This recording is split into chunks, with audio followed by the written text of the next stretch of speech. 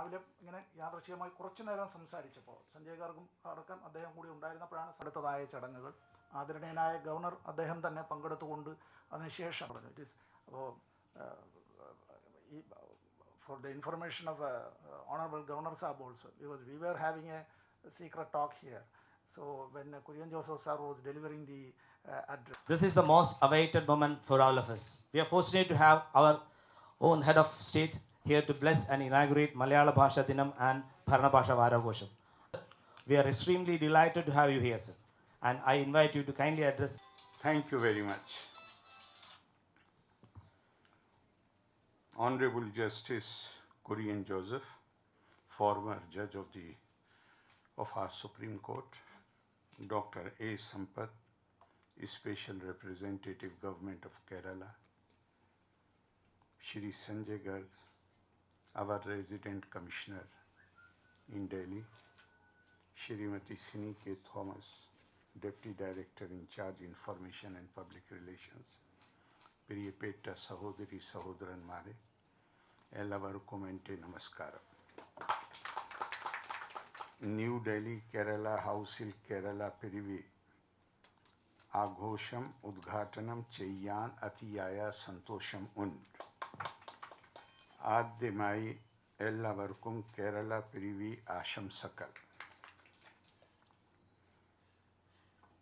I am indeed delighted to inaugurate the Kerala Piravi celebrations here at Kerala House, and I would like to compliment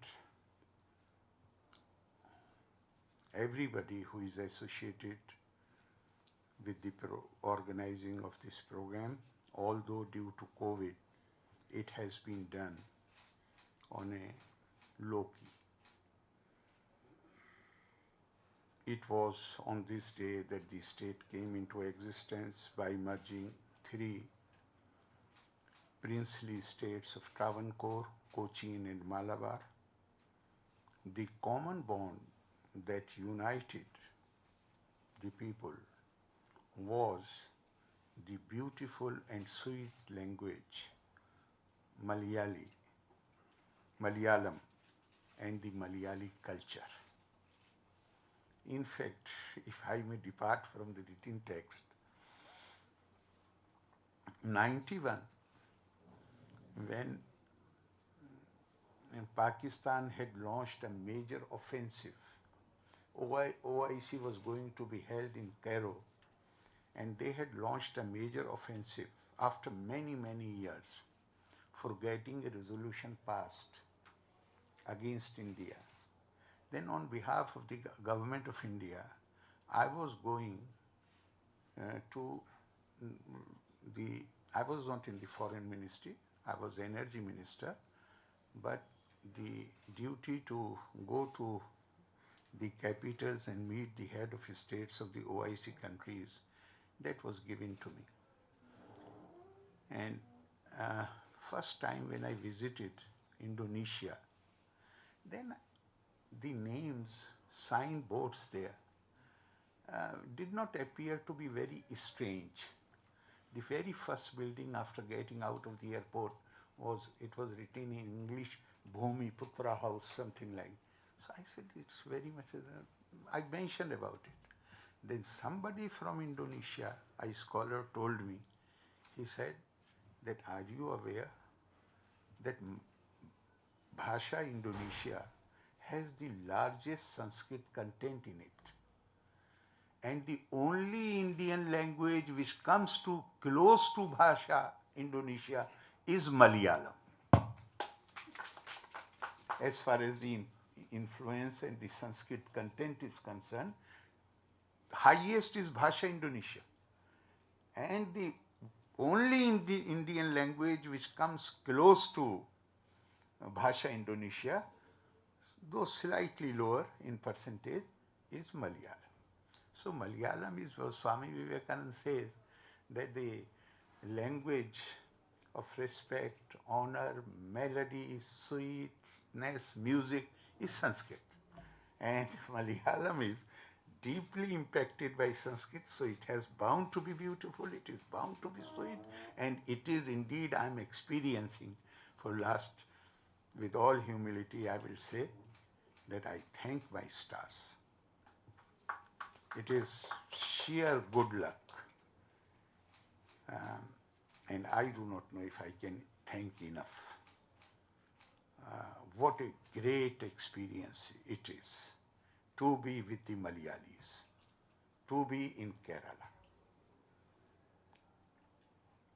It has taught me so many things. And only yesterday I was saying that I think I should give it up and just say, I have to say only a few words, so I'm not going to read the prepared text, that there are so many things,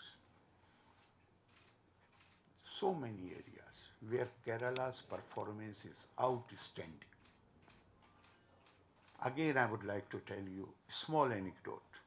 1969 Gandhi centenary celebrations were 1969, the year was observed, 100 years of Gandhiji's birth.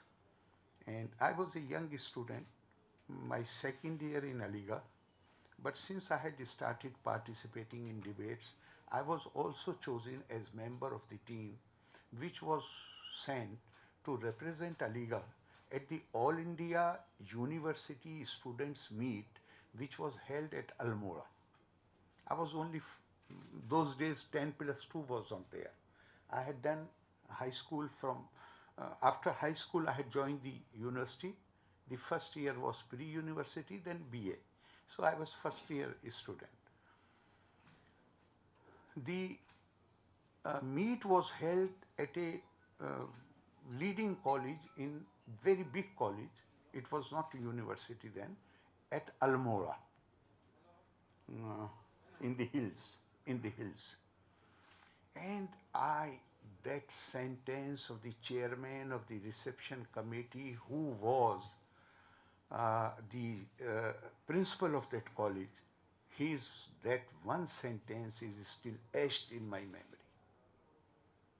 When he welcomed the delegates, made his speech, then he said with great pride, he said that Almora is the only district of UP. At that time, Uttarakhand had not come into existence. Almora is the only district in UP which compares favorably with Kerala in education. And that deeply impacted me. So Kerala has many things to feel happy about, to feel proud of: education, health. I have great friends since my university days. I have large number of friends in Kerala, and they have, since the year I passed my law, I went to the assembly, then 3 years later came to Delhi, and Keralites, most of them from those times being NRI, so I have kept, they were in contact with me most of the time. So Kerala is I did not feel like a stranger even for a day in Kerala. I have so many friends there. But even somebody like me, I was taken by surprise. Last year on Diwali day, we were in Kollam. So I told Dr. Arule, who is ADC, I said, Kerala Deepavali is not celebrated in a big way, but Deepavali is there.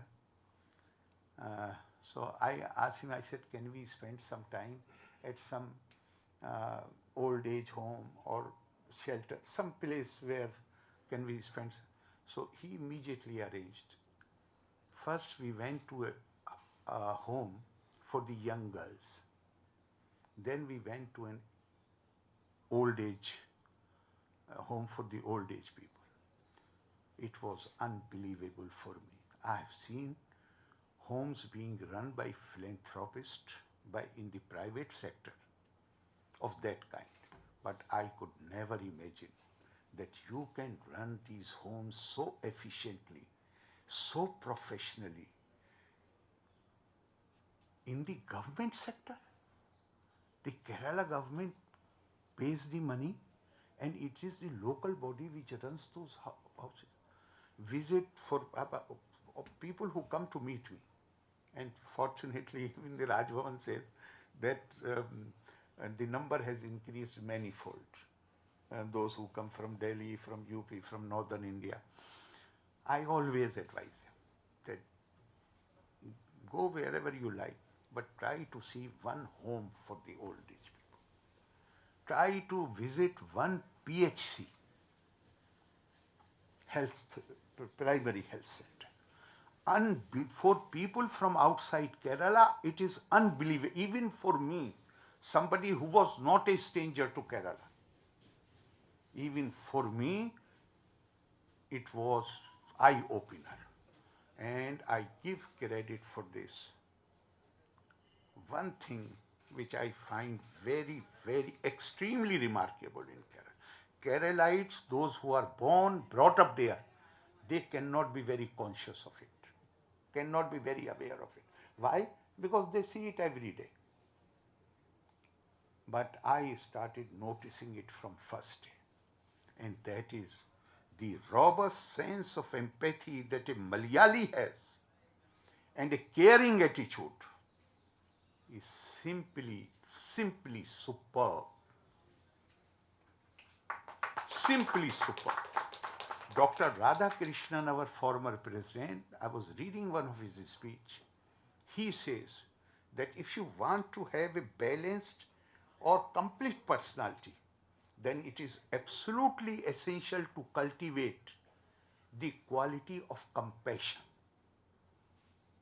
And he says, in his speech he has said, that to a woman this feeling of compassion comes naturally. And for a man, he needs to cultivate it. And he has urged that if you want to have a full personality, he has particularly urged the man, then try to cultivate this quality of compassion. The kind of sense of compassion and empathy that I see in Kerala on a daily basis is deeply moving, sir. Deeply moving. And I